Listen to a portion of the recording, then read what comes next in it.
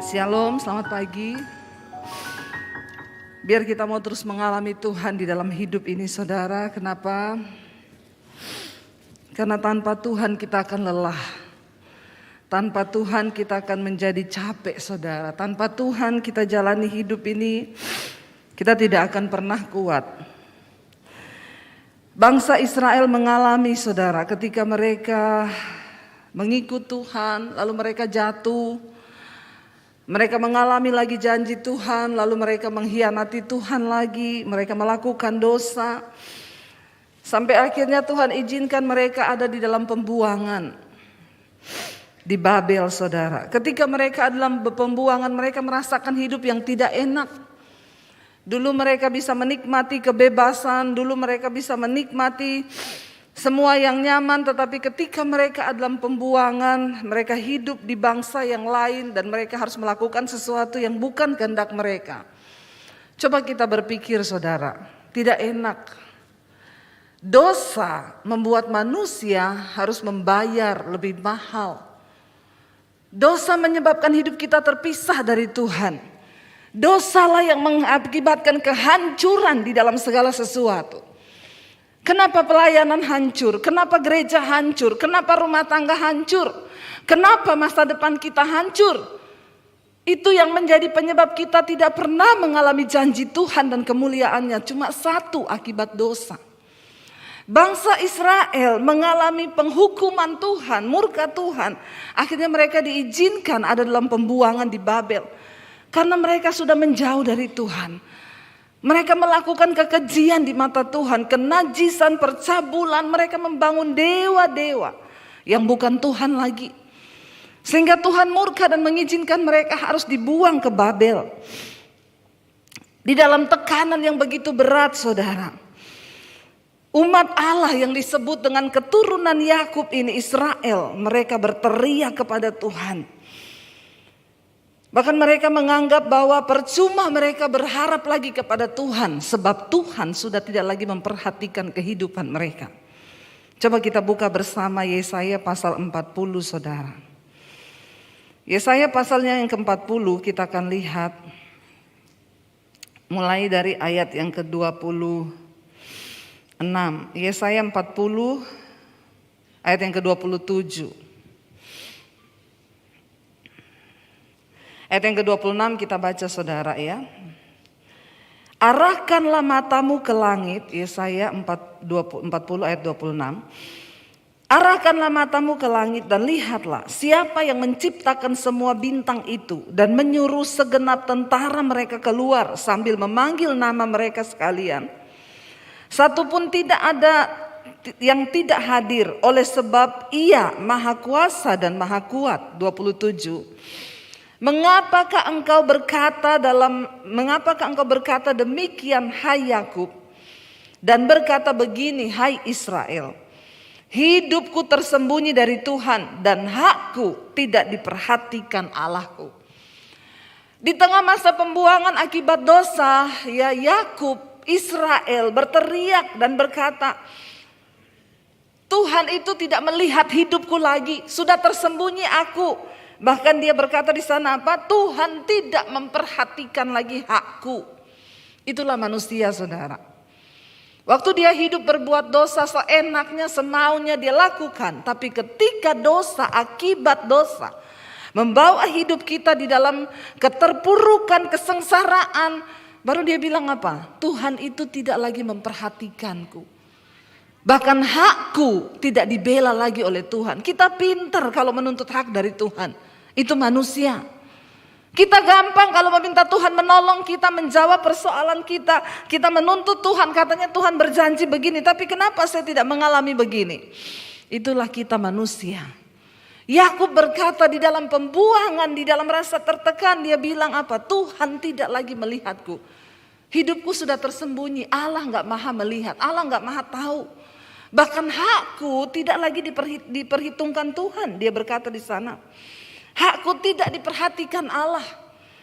Tuhan bilang, engkau lihat siapa yang menciptakan langit, bumi, bintang, matahari.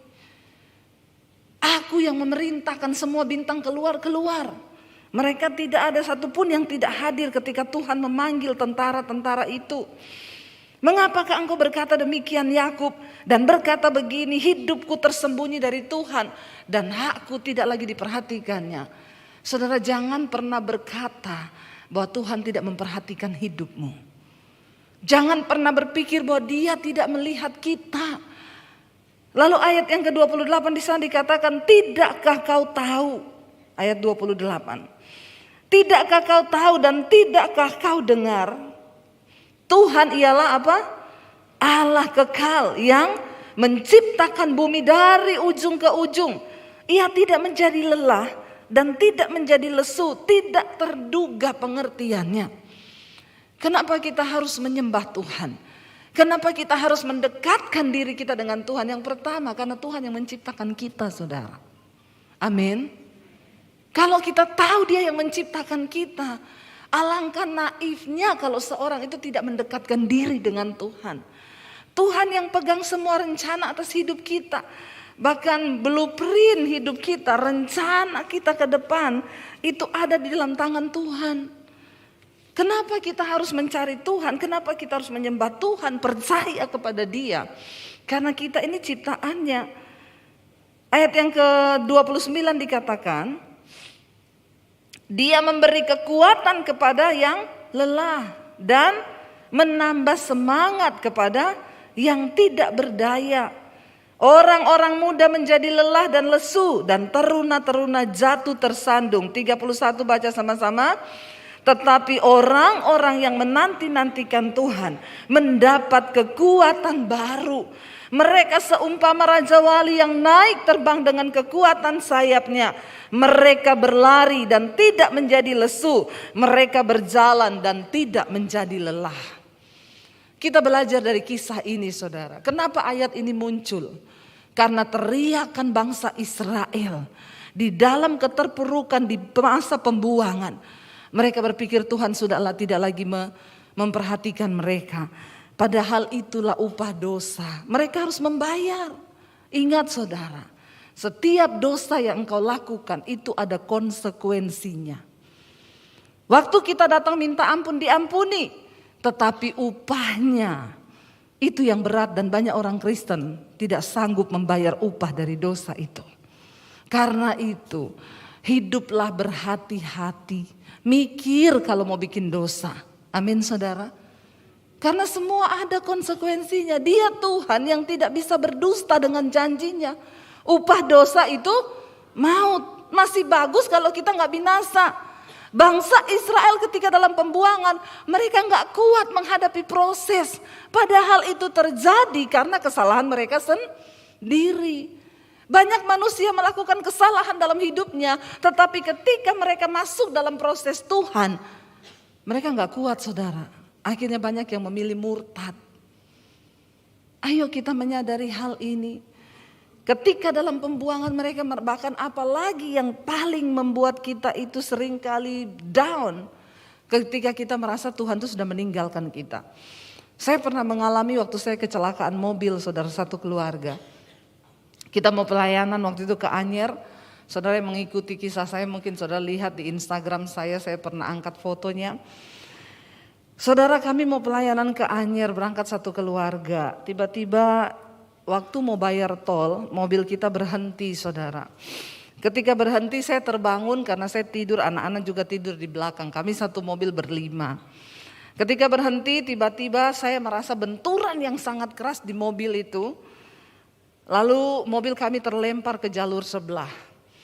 Ya, dan itu benar-benar saya merasakan saudara ya, yang namanya mati itu berada sangat dekat dari kita itu. Enggak sangka, enggak apa. Tiba-tiba mengalami saudara. Ya, di situ saya baru merasa bahwa kematian itu berjarak hanya beberapa detik dari hidup kita. Bahkan 5 menit ke depan kita enggak tahu hidup ini apa yang mau terjadi kan.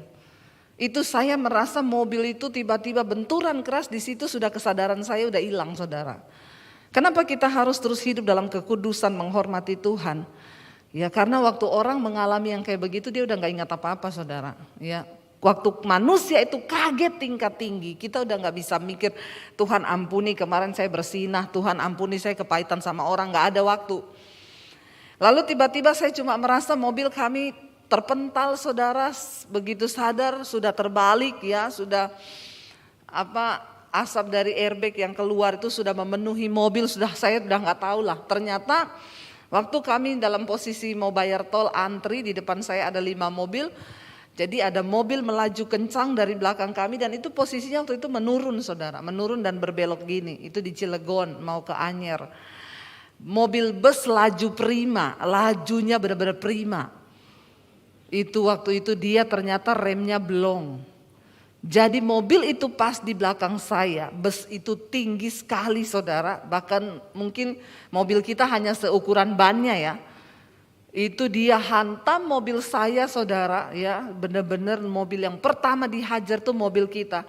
Tapi untung suami saya diberi, saya yakin itu Tuhan lah, diberi hikmat, dia banting setir ke kanan, jadi mobil kami keluar dari jalur itu dan terbalik ke sebelah sana. Tetapi itu saya tidak bayangkan kalau kita tidak terlempar ke kanan, itu penyok di antara mobil depan dan juga bus itu, kita benar-benar mati satu keluarga.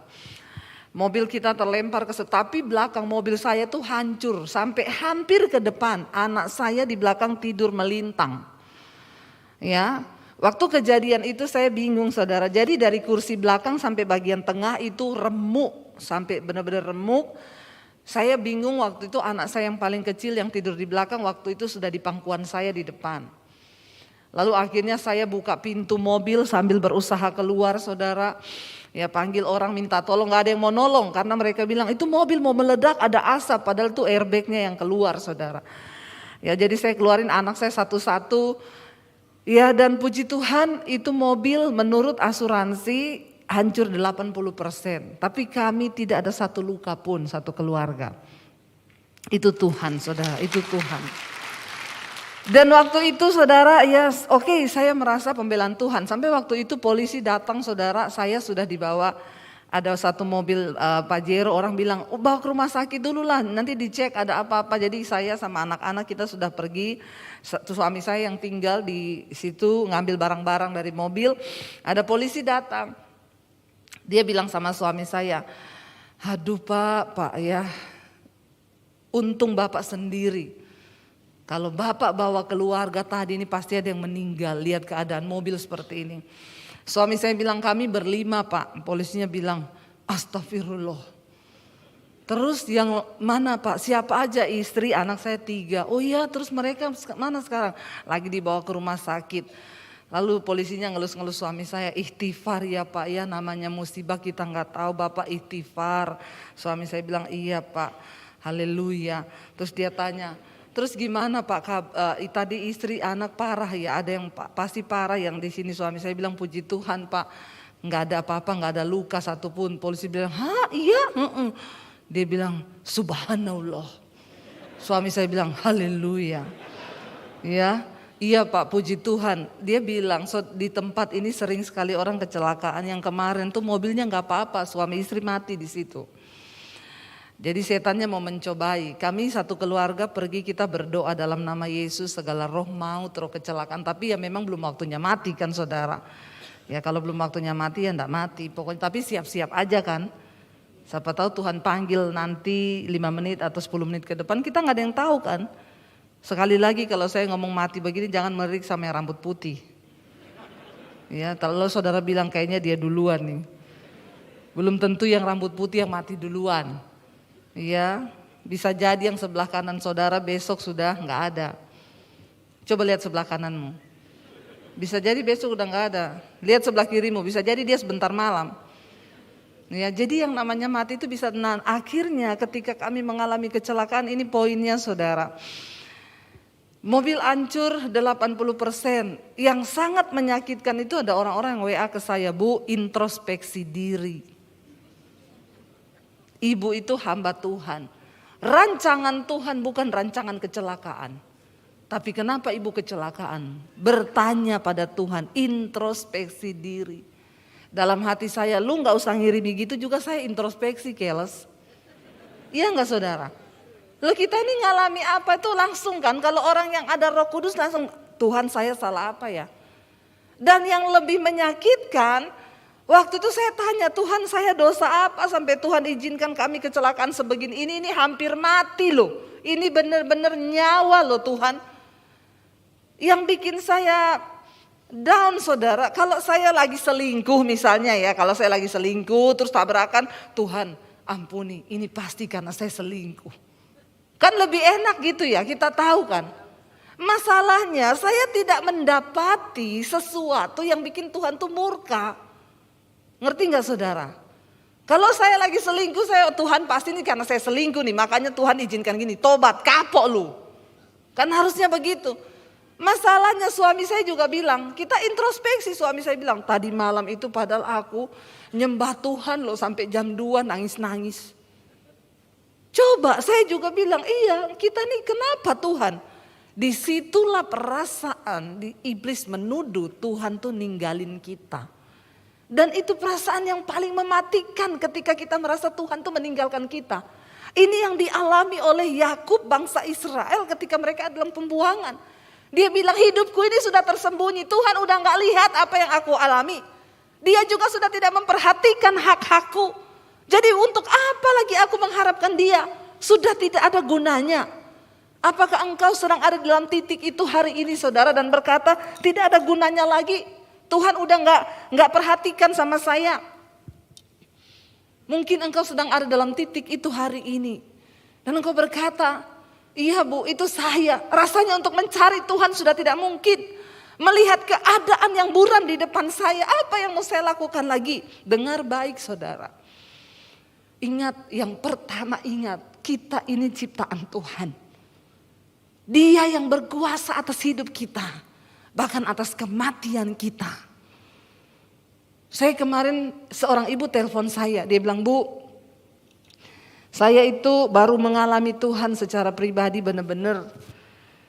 Selama ini kita bisa gampang berkata hidupku milikmu. Semua yang ada dalam hidupku ini milikmu. Itu yang sering kita perkatakan. Tapi ketika Tuhan memberikan ujian tuh gak gampang Bu. Tiba-tiba denyut jantung saya naik Bu. Dia bilang ya sampai 200 apa berapa saudara. Jadi saya periksa ke dokter, nyut-nyut jantungnya. Dokter bilang ini korslet, kelistrikan jantungnya korslet. Bayangkan saudara, kalau korslet listrik rumah masih bisa diperbaiki lah. Kalau jantungnya kelistrikannya korslet. Ya makanya saya sering bilang kan ingat, apa yang membuat jantung berdebar dengan cepat? Bukan cuma faktor makanan. Karena dua hal yang membuat jantung berdetak dengan cepat. Yang pertama jatuh cinta, yang kedua jatuh tempo. Ya jatuh cinta sama jatuh tempo, mirip itu saudara. Kalau udah mau tanggal jatuh tempo jantung kita berpacu cepat. Makanya jangan banyak-banyak cicilan, amin. Itu yang menyebabkan orang mati mendadak. Ya kurang-kurangilah beban cicilan saudara. Hidup apa adanya saja. Lalu dia bilang, akhirnya periksa ke dokter, akhirnya dia harus masuk rumah sakit di Opnam, dipantau sama dokter. Ya, yang nomor 1 dokter bilang pasti ibu terlalu khawatir, terlalu banyak beban pikiran, jangan terlalu khawatir. Saudara banyak khawatir jantungnya korslet. Lebih daripada khawatir lebih baik nyanyi, amin.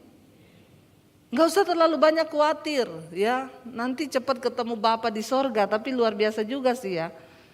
Ada yang udah kepengen ketemu Bapa di sorga? Ya belum ya. Kenapa Bu? Belum selesai atau masih takut? Ya kita percayalah ya. Kalau sudah waktunya puji Tuhan haleluya. Tapi kalau belum ya puji Tuhan juga. Kita masih ada waktu untuk berdampak di dalam dunia ini. Lalu dia bilang, waktu saya itu di rumah sakit Bu nggak turun-turun dan jantungnya itu berpacunya cepat terus. Bahkan tekanan darah saya mulai drop. Saya udah bingung. Disitulah saya mulai berserah. Saya bilang Tuhan, saya menyerahkan hidup saya Tuhan. Kalau saya mati sekarang saya siap. Tapi bagaimana anak saya, bagaimana suami saya, siapa yang urus? Di situ dia bilang saya tuh dengar Tuhan tuh ngomong gini. Bahkan anakmu, suamimu itu bukan urusanmu. Mereka itu milikku. Kamu bilang berserah, tapi kamu belum berserah. Kenapa kamu pikir anak dan suamimu? Itu urusanku. Ini loh seringkali yang membuat kita ini saudara jadi banyak sakit, banyak mau mati, terutama orang tua nih. Ya, kita tuh lebih sering mengkhawatirkan, mikirin anak, sudah berumah tangga dipikirin terus. Semua akan berproses pribadi-pribadi. Biarkan, kita cuma cukup mendoakan anak kita nanti akan diproses Tuhan pribadi-pribadi. Gak usah kita yang jadi Tuhan buat mereka, amin. Ada orang tua yang suka jadi Tuhan, anaknya utang dia yang bayar. Tidak usah angkat tangan. Saya tahu banyak. Akhirnya dia yang stres. Anaknya ada masalah dia campuri. Ya, kapan anakmu menjadi dewasa dan mencari Tuhan secara pribadi? Kalau engkau terus menjadi Tuhan buat anakmu, biarkan Tuhan. Bagian kita tuh cuma berdoa. Lalu ibu itu bilang, saya baru menyadari Bu di situ Tuhan bicara. Anakmu dan suamimu itu bukan urusanmu, mereka milikku. Kalau kamu berserah, berserah aja.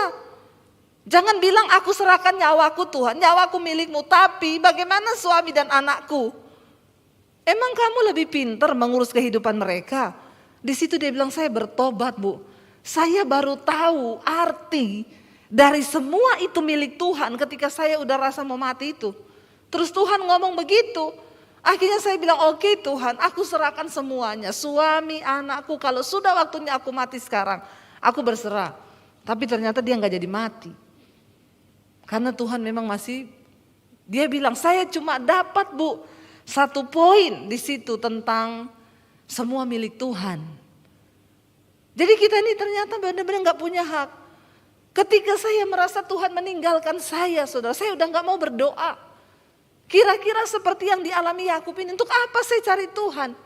Tuhan bikin kita malu, kecelakaan begini, semua orang bilang introspeksi diri, hamba Tuhan kok kecelakaan. Padahal Alkitab bilang rancanganku bukan rancangan kecelakaan. Di situ saya terpuruk, saya terpukul saudara, tapi saya akhirnya dipulihkan Tuhan. Karena memang hari-hari itu saya disuruh Tuhan baca kitab Ayub. Pertama rumah kami kemalingan, ada maling masuk. Dicuri semua saudara, barang-barang elektronik, HP, laptop dicuri. Waktu itu saya bertanya Tuhan, rumah orang yang lebih berdosa dari kita di sini tuh banyak. Loh benar gak saudara? Tapi kenapa yang dimasuki rumah kita loh? Kan lebih enak kalau kita bersaksi saudara, tadi malam ada maling mau masuk rumah saya. Tapi Tuhan ajaib, malingnya kesangkut di pagar sampai pagi. Itu kayaknya lebih enak kan untuk kita dengarkan. Wih dahsyat, semua tepuk tangan. Wih Tuhan ajaib, maling kesangkut. Kan gak enak kalau kesaksiannya maling masuk rumah, nyuri barang-barang kita. Terus perlindungannya di mana? Kita yuk kalau tidur malam berdoa loh. Di situ saya bertanya, Tuhan, kenapa Tuhan izinkan masuk ke rumah kita? Kenapa bukan ke rumah orang yang banyak lebih berdosa dari kita tuh banyak? Di situ saya dengar suara Tuhan baca kitab Ayub. Tapi saya pikir alay banget, cuma kehilangan kayak gitu suruh baca kitab Ayub. Apa yang saya alami ini gak ada apa-apanya lah sama Ayub. Ngeyel saya, berapa hari kemudian kita kecelakaan itu. Suara itu datang lagi, baca kitab Ayub. Saya bilang kalau ini sudah tidak main-main ini. Kita hampir mati satu keluarga ini, hampir nyawa ini benar. Akhirnya saya baca. Baru di situ saya bisa mengkhotbahkan kitab Ayub itu luar biasa. Dari khotbah saya itu orang-orang semua baru mengerti saudara tentang penderitaan yang paling mematikan. Karena di sana Ayub sempat berkata, percuma aku ikut engkau. Lebih mujur orang-orang yang tidak takut Tuhan. Mereka gendut, nasibnya baik-baik, tidak ada penyakit. Aku ini yang sudah hidup kudus, menjaga kekudusanku untuk apa? Buktinya juga aku mengalami lebih parah daripada orang-orang yang tidak mengenal engkau. Di situ firman Tuhan datang saudara. Lihat sahabatnya berkata, Ayub, engkau hidup kudus, engkau hidup benar. Tuhan tidak untung. Tuhan tidak untung. Dia enggak tambah mulia dengan kekudusanmu. Kalau engkau hidup benar, engkau hidup kudus, engkaulah yang untung. Karena apa yang kau tabur itu akan engkau tuai. Sebaliknya kalau engkau memilih hidup berdosa, sorry, Tuhan juga enggak rugi. Silakan kalau ada di antara saudara yang memilih untuk hidup berdosa, silakan. Tuhan tidak pernah dirugikan dan kemuliaannya tidak akan pernah berkurang ketika manusia memilih untuk hidup dalam dosa. Tapi engkaulah yang akan merasakan akibatnya. Karena apa yang kau tabur itu akan engkau tuai. Kebinasaan kekal. Di situ saya menangis dan meneteskan air mata.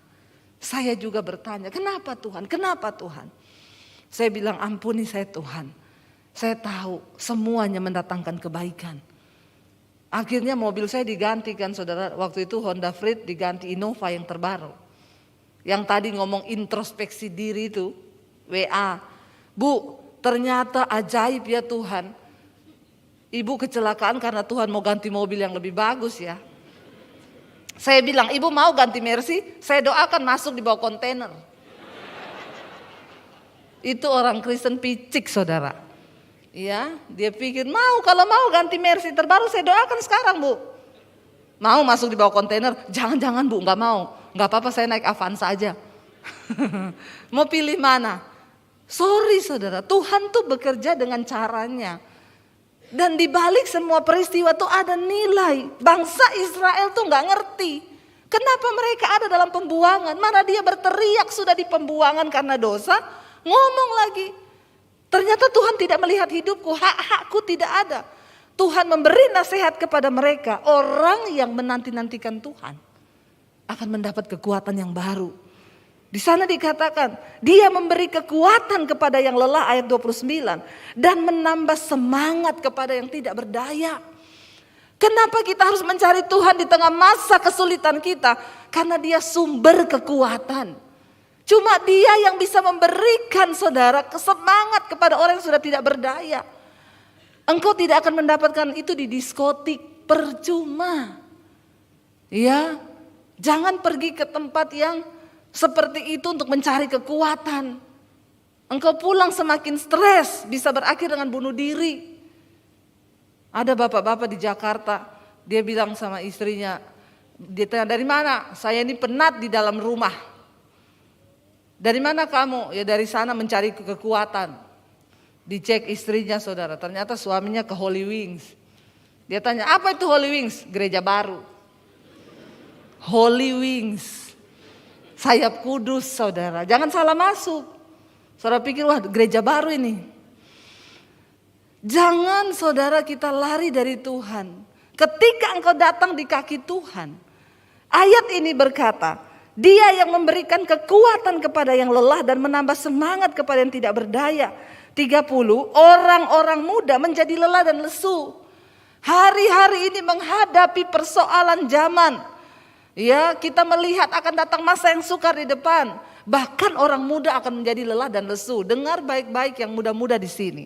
Engkau tidak punya cukup kekuatan untuk bertahan dengan kepintaranmu, dengan tenagamu. Habis menghadapi masa yang semakin sulit ke depan. Ayat ini berkata, orang muda menjadi lelah dan lesu dan teruna-teruna jatuh tersandung. Tetapi orang yang menanti-nantikan Tuhan, mereka akan mendapat kekuatan baru. Siapa yang membutuhkan kekuatan baru hari-hari ini? Kita semua membutuhkan kekuatan yang baru. Mereka seumpama raja wali yang naik terbang dengan kekuatan sayapnya. Mereka berlari dan tidak menjadi lesu. Mereka berjalan dan tidak menjadi lelah. Rasul Paulus berkata, siapapun saudara yang mengaku percaya kepada Kristus, engkau mau atau tidak, kita semua ada di dalam gelanggang pertandingan. Karena itu Rasul Paulus bilang, berlarilah begitu rupa supaya engkau memperoleh mahkota itu, yaitu kehidupan yang kekal. Tapi apakah kita bisa berlari saudara? Dengan semua persoalan hidup yang sedang kita hadapi, dengan tantangan yang begitu berat, banyak orang mulai menjadi lelah. Banyak orang mulai menjadi capek. Lalu dia menyerah di tengah jalan. Tetapi orang yang terus menantikan Tuhan, ayat ini menjamin dia akan berlari tapi tidak menjadi lelah. Dia akan berlari tetapi tidak menjadi lesu. Berjalan tidak menjadi lelah. Mari kita cari Tuhan hari-hari ini. Mari kita terus menanti-nantikan Tuhan. Mari kita terus ada di kakinya hari-hari ini dan berkata, Tuhan kami mau menantikan Engkau. Kami mau mencari wajah-Mu. Saudara, tidak ada perkara yang mustahil bagi Tuhan. Dia sanggup memberikan jaminan atas kehidupan kita, saudara. Dia mampu, asalkan kita mau sungguh-sungguh datang tersungkur di kakinya. Mari kita bangkit berdiri bersama. Kita nyanyi pujian, ku nanti Engkau Allah kuasa. Ini lagu lama, saudara, tapi biar kita mau berkatakan dengan iman kita kepada Tuhan hari ini, bahwa Dia Tuhan yang sanggup memberikan engkau kekuatan yang baru. Tidak ada kekuatan lain di luar Tuhan.